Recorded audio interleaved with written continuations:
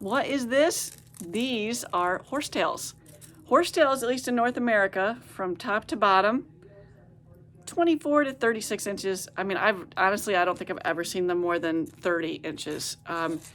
They have segments to them, and sometimes at each of the segments you'll see things splaying out in a horizontal level. These are dried from last year, and they're just all going upwards, but they may have some segments like this. They come in a number of varieties. Interesting, yes. More interesting is the fact that in Central America and South America, you can find them 16 to 24 feet. But even more interesting is in the fossil record. How big do you think that got? Yeah, that was 90 feet. So Calamites in the fossil record, horsetails commonly called, we're talking tree size. I mean, huge, enormous. Why did they grow that big? Well, plants had a different, climate, probably soil content. The magnetic field was potentially stronger, shielding, both humans and, plants from some of the harmful rays. So there's a lot of factors, and we probably don't know them all, but you've probably seen, growing things in the wintertime that the leaves are often very small on a plant. And then it seems like come spring, in some indefinable point, all of a sudden I'll notice that the leaves are just growing honking big, on some of my plants that are in the windows. That's just from a difference in light. So under the right conditions, things can grow really big. And if you come from a biblical standpoint, then post-flood, there was still pockets of things, according to the Bible, where both plants and people were still big, but everything was dumbing down. We couldn't support the kind of growth and virility and longevity that we had pre-flood.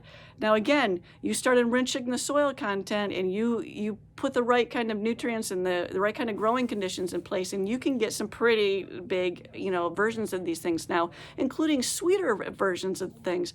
They've done a lot of fascinating studies, and I mean, you've probably heard about rock dust and some of these cool things where you enrich the soil, and I mean, big, gorgeous, strawberries, sweeter than normal, putting wood chips, and there's a lot of things that people are doing nowadays very easily to enrich soil and change the outcome of the nutritional value and size, and less weeds, less bugs attacking, because again, the stronger a plant, bugs are basically God's cleanup crew, and you don't need the pesticides when your soil is strong and your plants are therefore hardier.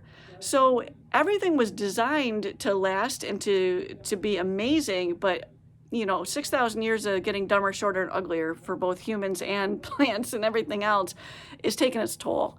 So that's just a little glimpse into the pre-flood world. And again, if you go hunting for in your area, see if it depends on where you are in the country or world, I should say, but a lot of times in the swampy areas or along creek beds and stuff like that, that's where you'll see these.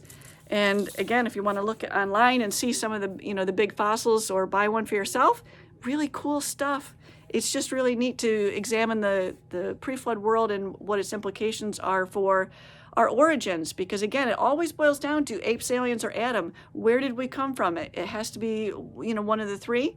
So explore it. Come have some fun. See what other videos we've got on some of these topics, and enjoy the journey.